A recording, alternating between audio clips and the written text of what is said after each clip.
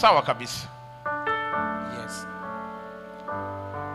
Sincerely, hi to you. I'm so much excited to see you today. As I told you, when the time is right, the Lord will make it happen. And for sure, this is the very day that God wanted, and we are granted to be here. You're welcome as a bride. Jamani, simseme amina. Sasa unafikiri ukitorosha hiki Kiingereza utakizungumzia wapi?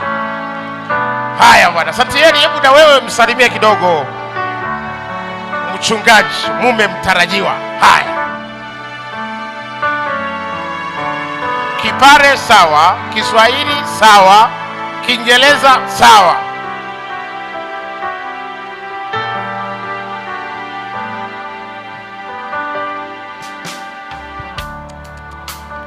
Yaani hii ni njia ya kuwasaidia watoe stress, watulie, maana leo ni siku yao.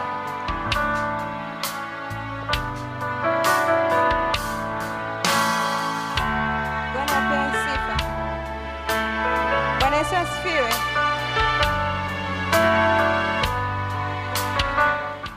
Ninamshukuru Mungu kwa namna ya pekee ambavyo ameweza kunifikisha siku hii ya leo.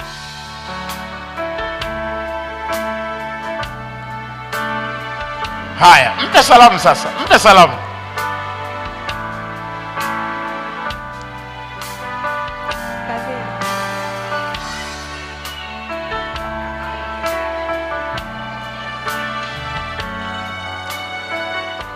Inatosha. Wanajua wanavyosalimiana. Wewe unasema usikii wakati watu wana taratibu zao za kusalimiana. Mpeni amina bibi harusi. Mungu akubariki Santieli. Umefanya vizuri. Basi kaeni sasa. Nafikiri imekaa sawa hiyo. Au Frankie Msangi na unataka kusalimiana na nafikiri iko sawa. Basi. Jamani, haleluya. Mwanzo sura, tusome sasa Biblia. Mwanzo sura ile ya pili. Mwanzo sura ya pili. Mwanzo sura ya pili na lile fungu la 18 na kuendelea. Kitabu cha Mwanzo ni kitabu cha kuanza kwa mambo yote. Mwanzo wa mwanadamu, mwanzo wa dhambi, mwanzo wa ndoa, mwanzo wa mipango ya ukombozi. Ni mwanzo wa mambo yote. Na sura ya pili inakuja baada ya Mungu kuwa amefanya kazi ya uumbaji. Ukisoma sura ya kwanza utaona Mungu ameumba. Na wakaribisha pia wale ambao sio wa Adventista ambao ni mara yao ya kwanza kuhudhuria ndoa za kisabato. Karibuni sana, tumefurahi kuwa pamoja. Kwa hiyo Mwanzo sura ya pili inaeleza baada ya Mungu kumaliza kazi ya kuumba ambayo imesimuliwa katika Mwanzo sura ile ya kwanza. Na fungu la 18 nasema Bwana Mungu akasema, si vema huyu mtu awe peke yake.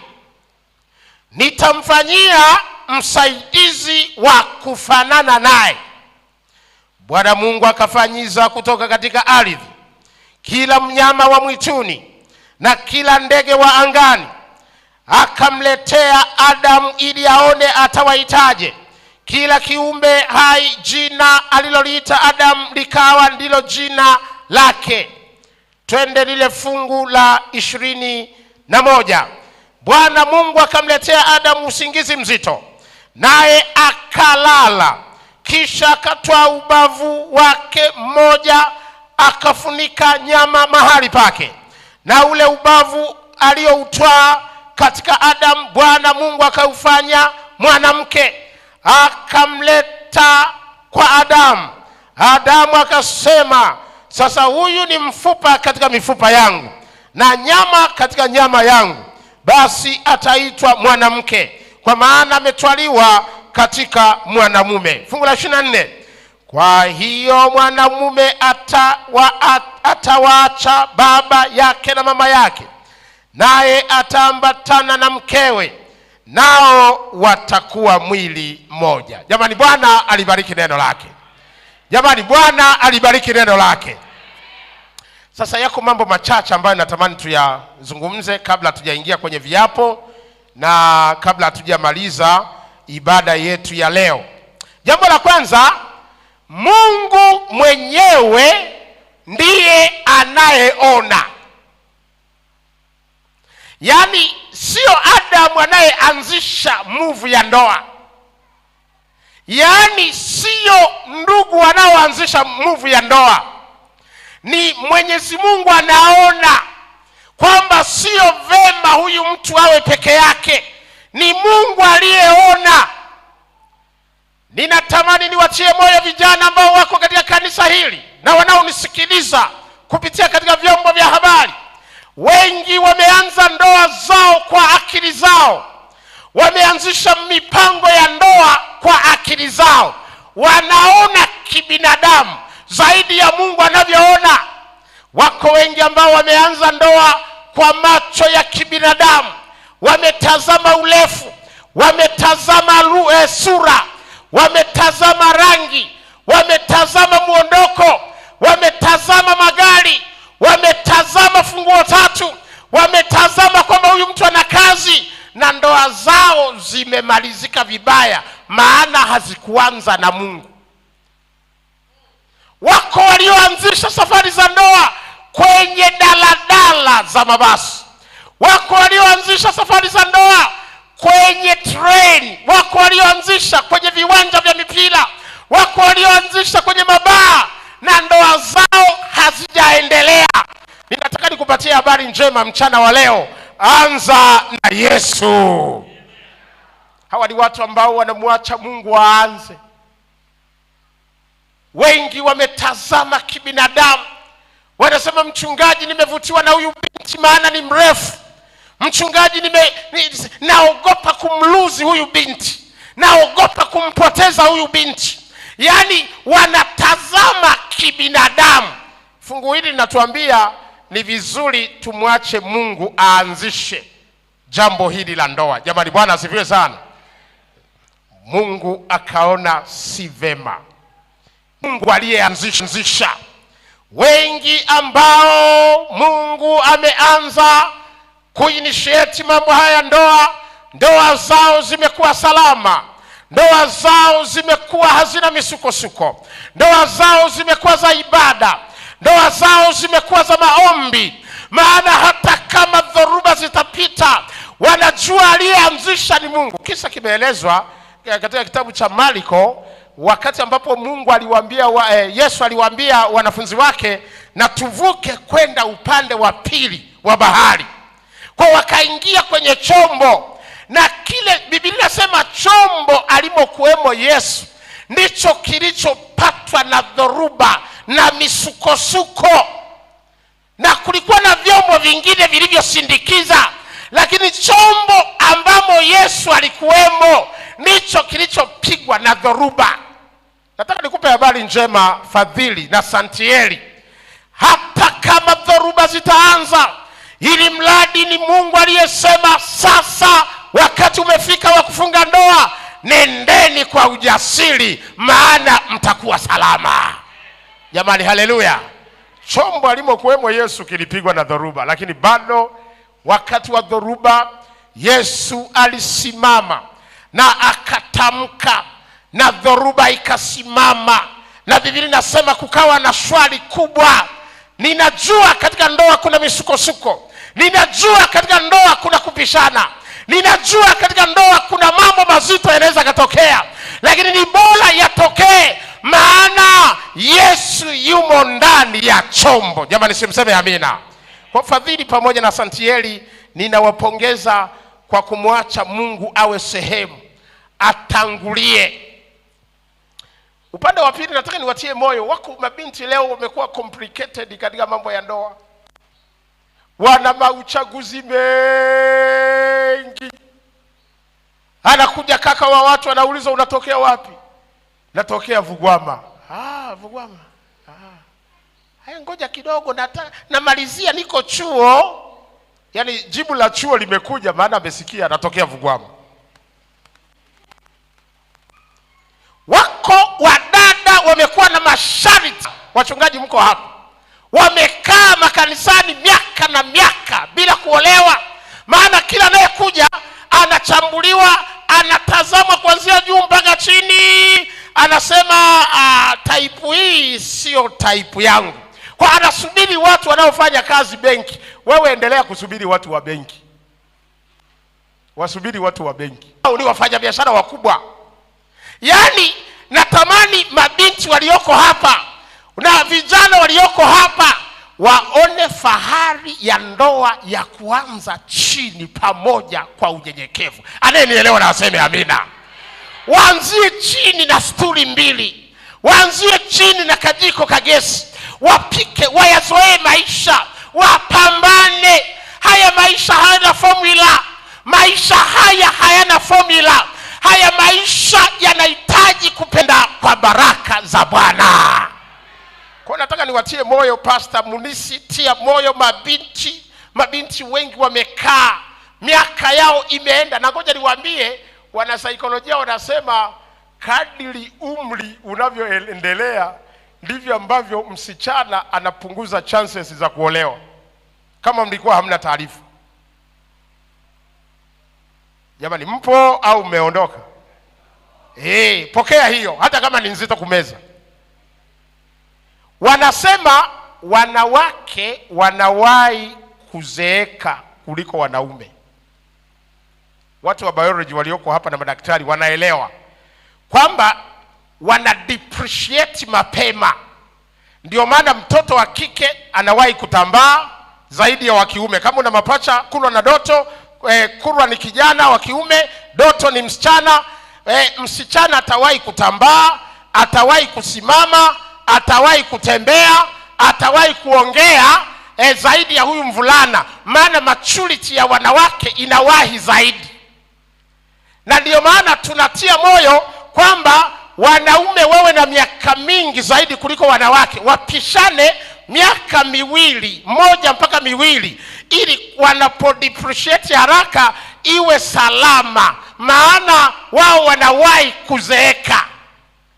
Kwa hiyo wewe ngoja vijana waendelee kuja, wanakuambia dada, huyu kijana labda ni msukuma tololi. Wewe unaona kwamba kazi hiyo haikufai, endelea kusubiri. Lakini mimi nakutia moyo siku ya leo tunapounganisha ndoa hii, wanapokuja ili mradi wamekuja kwa njia za kikanisa, wapokee katika jina la Yesu.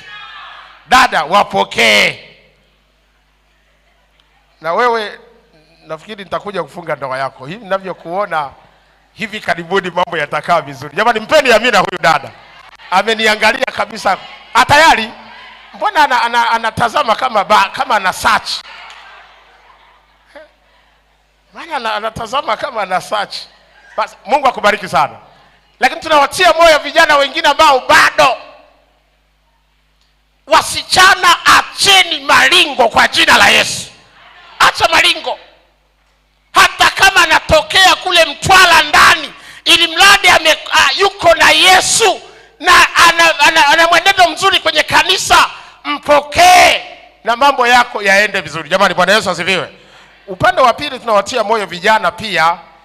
Wako vijana ambao wanachumbia hapa Kimala, ukienda Manzese anamchumba, ukienda tena kule Bagamoyo anamchumba, ukija Same ana binti, ukienda Tanga ana binti. Sasa wamekuwa wakichumbia na kupoteza muda wa wasichana. Wasichana wamejikomiti, nina mtu wangu namsubiria, lakini kumbe kijana hayuko serious. Tunawaombea vijana wa kiume na ninyi muoe.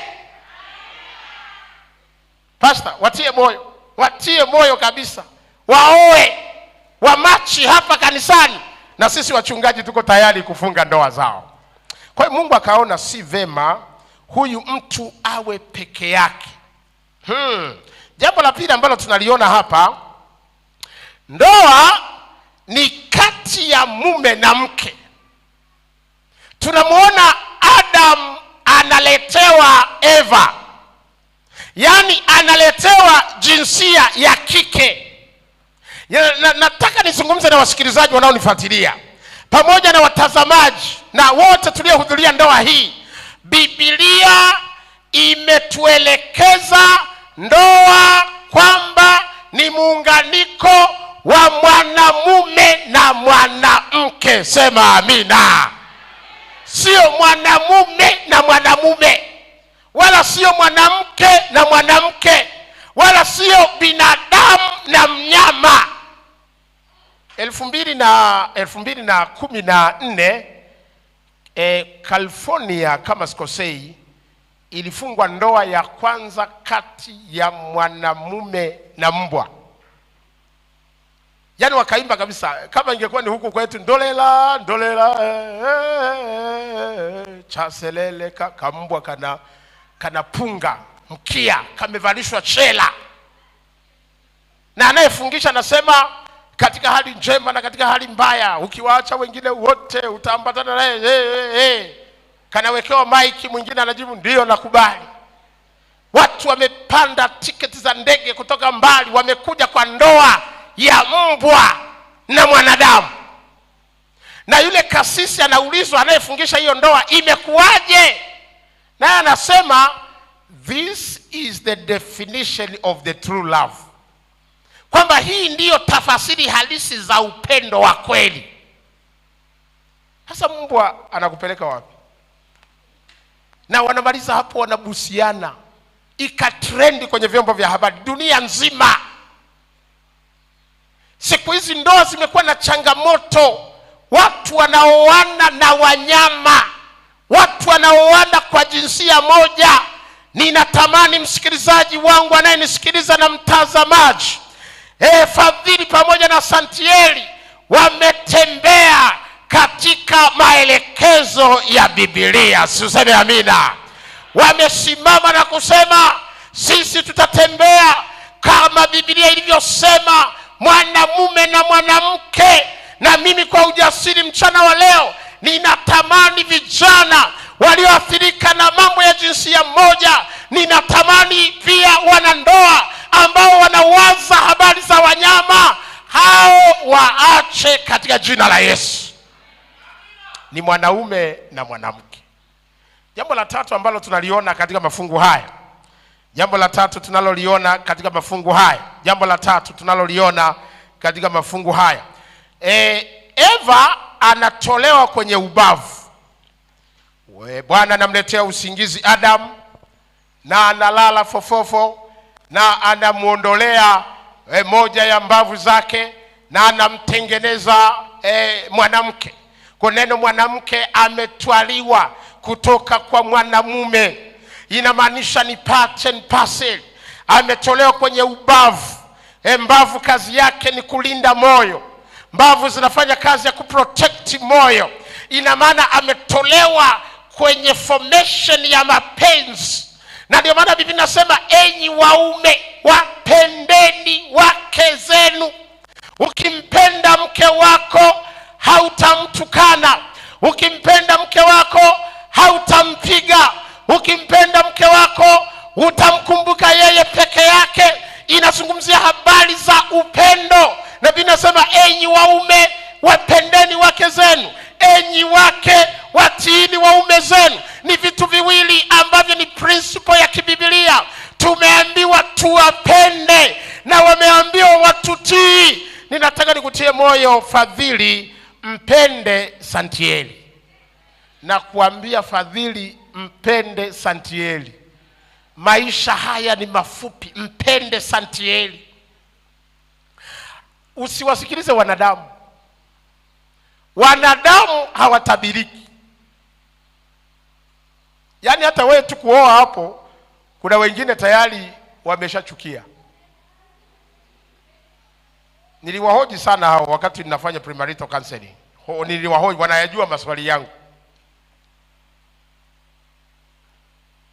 Yaani usisikilize watu wanasemaje. Mnaweza mkao mnatembea hapo barabarani mmeshikana mkono, halo ngoja tuwaone, wanajidai sana, tuwape tu miezi miwili.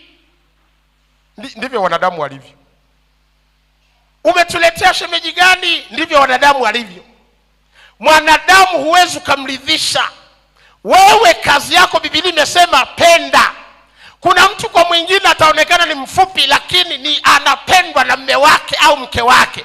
Kuna mwingine ataonekana ni mweusi lakini ana maana kwa mume au mke. Kuna mwingine akienda anaonekana kama anarudi sawa, lakini ndivyo anapendwa na mume wake na mke wake. Jamani, haleluya. Kwa hiyo wewe usilete definition kwa familia ya mtu. Wanaonielewa tupungiane mkono. Mungu akubariki sana. Kwa hiyo usikompare na usilinganishe sana ndoa ya mtu fulani na ndoa ya hii. Usilinganishe sana maisha ya mtu fulani na ya haya. Usikopi sana maisha ya hawa na flat screen na sisi tuna ya kawaida. Sawa, hata kama mnakula dagaa, ili mradi ndani ya dagaa Yesu ametulia. Jamani, Bwana asifiwe sana. Yaani hata kama hamna magari mazuri, mnaenda na daladala, sawa. Ile daladala ili mradi ndani pana upendo, Yesu anatukuzwa milele na milele. Kwa hiyo Fadhili, Biblia inasema mpende. Mpende. Kama ningekuletea wamama na wababa ambao wamepoteza maisha ya wenzi wao, ungeelewa hili fungu vizuri. Waulize wajane, watakwambia pastor, kama ningepewa siku zingine za kuishi na mume wangu au mke wangu, ningempenda zaidi. Wewe mpende. Umeambiwa kupenda. Penda. Upendo, Biblia inasema kwenye Wakorinto, haufadhili, haujivuni, hautakabali, hauna majivuno, hautafuti mambo yake. Yaani wanasaikolojia wanasema ukimpenda mtu hata akikosea, you take it easy. Yaani wanasema hata ikitokea kwa bahati mbaya mume au mke amejisaidia, nitumie hiyo neno ya tafsida kidogo, amejisaidia kwenye kitanda, yani si unajua ukiwa unampenda sasa, mke wangu, lakini umeshusha kitu kikubwa. Yani unatumia tafsida. Lakini uko vizuri. Yani hautachukia. Ndio maana halisi ya upendo. Lakini kama unamchukia, utahangaika, utaibeba hiyo kama ishu miaka na miaka. Fadhili, Biblia imesema mpende. Kwa mpende jinsi alivyo mpende. Penda tu. Katika madhaifu na mapungufu yake mpende. Upendo unalipa. Upendo unabariki. Upendo unatibu mambo. Jamani, haleluya. Mpende. Kwa hiyo pendaneni, pendaneni. Hata hivi haya maisha ni mafupi. Haya maisha tuliyopewa haya ni mafupi. Mafupi sana haya maisha. Nimewahi kuona kijana ambaye ameoana na mke wake, wakadumu kwa wiki moja. Wakiwa kwenye honeymoon tu hapo, binti, wewe unafahamu hiki kisa, si nilishare na ninyi wakati wa premarital counseling. Kijana, binti akajisikia vibaya, wako honeymoon, hivyo pelekwa hospitali ya wilaya, akapelekwa KCMC, baada ya hapo akafariki. Haya maisha haya ni mafupi. Yaani hata ninakushangaa wewe ambaye unanuniana na mume wako na mke wako, siku nzima inapita hamsalimiani, mimi ninakushangaa.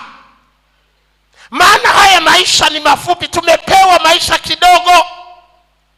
Ukipewa nafasi ya kumpenda mume wako na mke wako, mpende kana kwamba kesho hayupo tena. Haya maisha yanakatika, yanamaliza watu wa maana. Yaani kama kuna muda wa kung'ang'aniana, kupendana, kukumbatiana, kufurahiana, kupikiana chakula, kucheza pamoja, kutoka kwenda out pamoja, Fadhili, ni sasa. Anayenielewa na aseme amina. Ni sasa. haya maisha hayana formula. Kuna tamani nikutie moyo Fadhili, mpende Santieli, muwaze yeye peke yake, mfacilitate kumfanikisha katika njozi zake, mtie moyo na kumwombea, maana maisha yetu tulio nayo ni mafupi sana. Tulikuwa pale Arusha, mshiriki wangu mmoja akaja hapo, anatembea na magongo. Umekuaje bwana? Tulipotezana miaka mingi. Anambia, mchungaji, nilienda kusalimia kule nyumbani kwetu Upareni, tukashuka Makanya, tukawa pale stendi tunasubiri gari. Ikatokea gari huku, tukafikiri inakuja kupaki. Kumbe dereva sijui amesinzia hapo tu Makanya, hapo upande wa kushoto kwenye parking hapo. Ikafyeka watu 3 waliokuwa pale. Fyeka, na huyu bwana miguu yake yote ikavunjwa. Amekaa KCMC anasema miezi 6. Na mke wake ndiye alikuwa anamsaidia. Amepigwa vyuma. Pastor, nilikuwa site yangu, niko salama, tunaongea, tunasubiri mabasi. Huyu bwana anakuja na gari yake private, akatugonga. Hivi kuna mke hapa anaweza kukaa na mume wake miezi 6, ameacha kazi ya kuajiriwa huko KCMC? Unaweza huo upendo? Tukizungumza habari ya upendo, tunasema katika hali njema na katika hali mbaya, katika umaskini na katika utajiri, katika afya, nikiwaacha wengine wote. Ziko ndoa ngapi ambazo leo wameachana baada ya watu kupelekwa gerezani? Ziko ndoa ngapi ambazo leo watu wameachana baada ya kufirisika na kufukuzwa kazi? Ziko ndoa ngapi ambazo leo wameachana baada ya kuwa majeruhi na kukaa kwenye wodi ICU kwa miaka kadhaa? Wako wapi watu ambao wamesimama? Na hiyo ndio definition ya upendo, kwamba katika hali njema na katika hali mbaya. Fadhili na Santieli, natamani niwatie moyo, pendaneni. Jamani, Bwana Yesu asifiwe sana. Pendaneni kwa gharama zozote. Na ndio maana Biblia inasema, tafuteni kwa bidii kuwa na amani na watu kwa bidii. Yaani kuna wakati tu mke wako anakukera tu, yaani unatamani, si unajua kuna wakati yaani unaona tu anakukera. Alitakiwa sasa hivi hao amechemsha maji, unaona sasa nachelewa. Sasa hivi tulitakiwa kuwa tumeondoka. Kwa kina mama si unajua wanachelewaga kujiangalia. Sijajua wa Dar es Salaam, nafikiri wa Dar es Salaam wako vizuri. Chelewa. Wanaume wanaudhikaga. Ndio, yaani unakuta mahali unakeleka. Mimi unasubiriwa labda na dereva hapo. Mwanamke ndio anachagua nguo na tuviato. Cheki, hajakaa vizuri, karo weka pembeni. Cheki, anaenda kwenye kioo. Huku mwanaume amesubiri nusu saa. Yaani ndivyo wanavyosema, lazima tuvumiliane. Jamani, haleluya. Kuvumiliana. Kwa hiyo Fadhili, mpende. Kwa hiyo Bwana anasema, Biblia inasema atamfanyia msaidizi. Anasema Bwana Mungu akamfanyia msaidizi wa kufanana naye. Ngoja nikupe translation ya hili fungu. Biblia nyingine ya Kiswahili cha kisasa inasema wa kumfaa.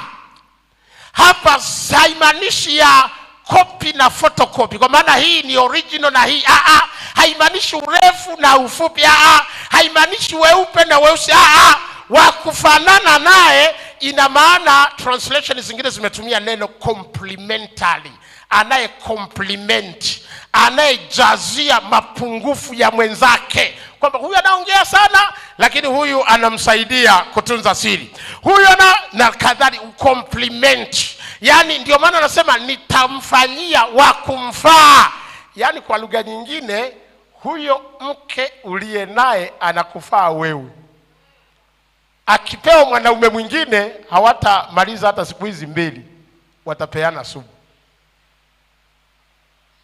Jamani, hivi mnanielewa vizuri? Yani mume uliye naye wewe ndiye anakufaa. ilikuwa wafukuzwe kazi, lakini kwa sababu ya wake zao Mungu alisaidia hawajafukuzwa kazi. Yaani kwa lugha nyingine, kuna wafanyabiashara wangekuwa wamefilisika, lakini kwa sababu ya wake zao walitiwa moyo, wakabembelezwa, na leo ni wafanyabiashara wakubwa. Hujanielewa vizuri? Yaani kuna watu ilikuwa wasijenge kwa sababu ya mwanamke mwenye shock up na kumwambia sitaki aibu. Leo wamejenga. Nataka nikutie moyo, shikamana na mwenzi wako, maana anakufaa. Wanaonielewa na tupungiane mkono. Yaani usiseme huyu mume wangu au mke wangu hana lolote, hana faida. Kuna jambo anakubariki. Of course wataalamu wanasema wanawake wanaongea maneno mengi kuliko wanaume. Kwa siku wanazungumza maneno 16,000 mpaka 26,000. Kuanzia saa 11 mpaka saa 4 usiku. Wanaume wanaongea maneno yasiyozidi 6,000. Na sasa tunatofautiana, wengine ni sanguine, wengine ni choleric, wengine ni melancholy, wengine phlegmatic. Sasa ndio maana sanguine hatui moyo kumwoa sanguine mwenzake. Wanaoongea sana wale wanaitwa masanguine. Fika mahali wanaongea. Siku moja kwenye ziara zangu mahali nikaingia, mama alikuwa ni sanguine na mwanaume ni yule phlegmatic mkimya. Mama ameshatudaka pale. Karibuni sana pastor, hapa ndio nyumbani kwetu. Huwa tunavua viatu mchungaji, tunavuaga viatu. Nikavua viatu, kaingia ndani. Pastor karibu sana.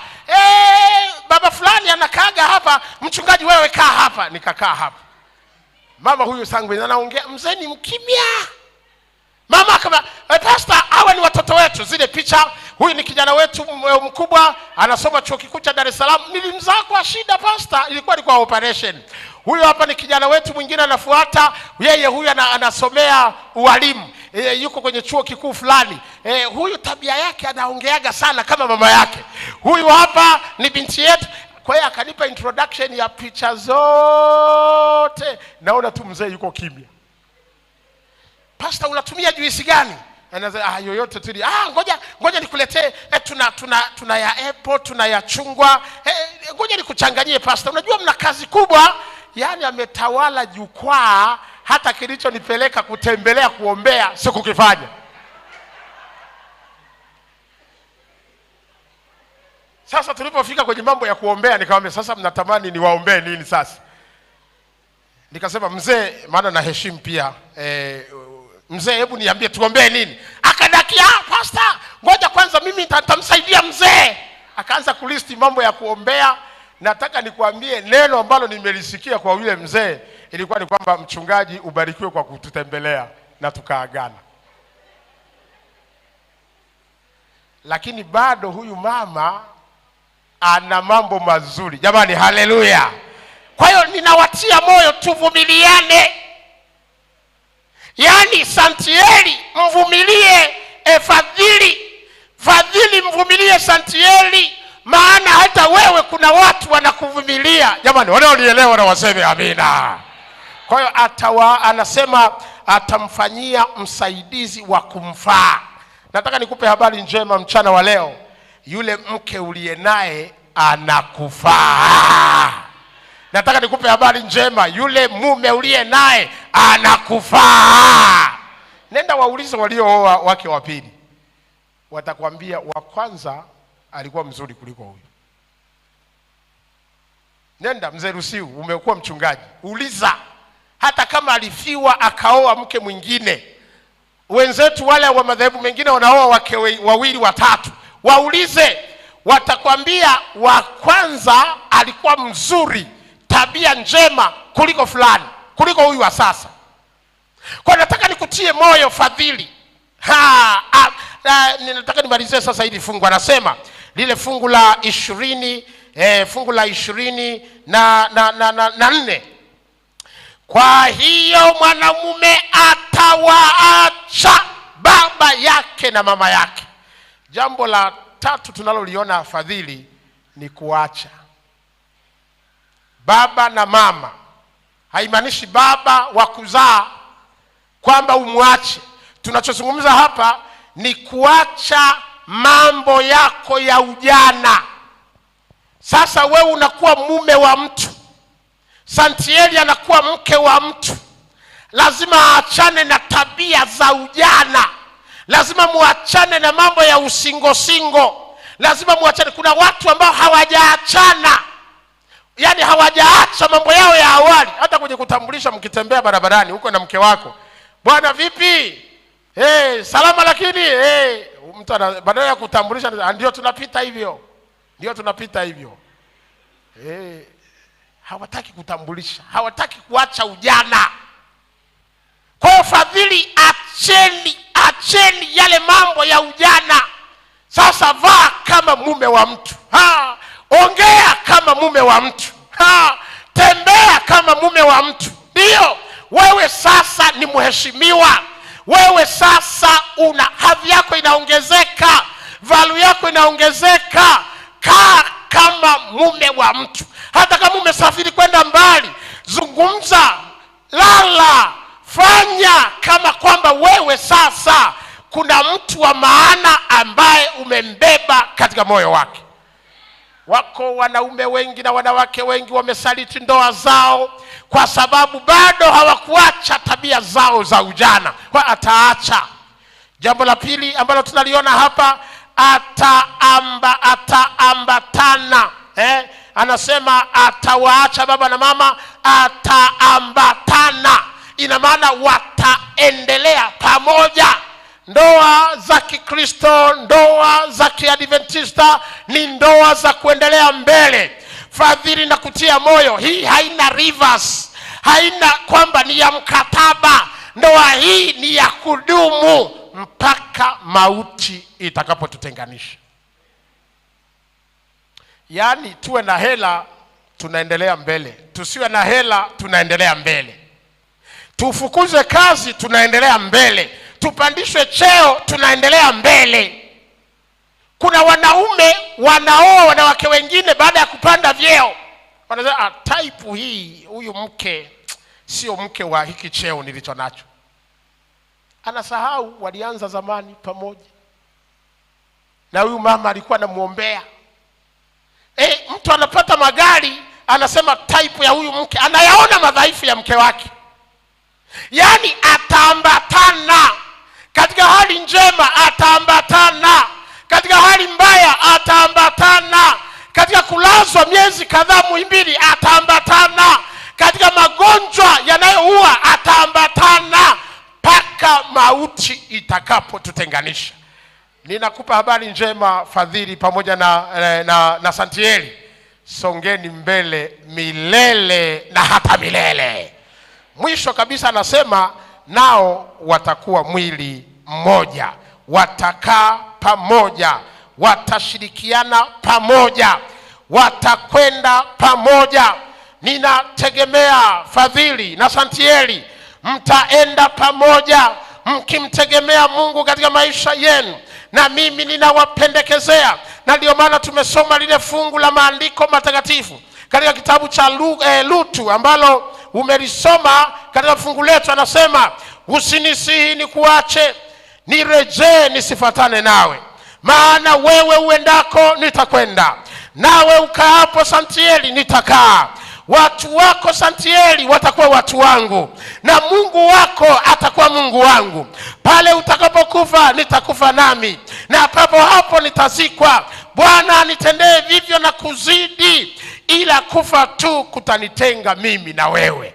Ninatamani Fadhili pamoja na Santieli tuone Bwana akiwafanikisha katika mahusiano ya mume na mke milele na hata milele na hata milele na milele, kwa jina la Yesu, amina.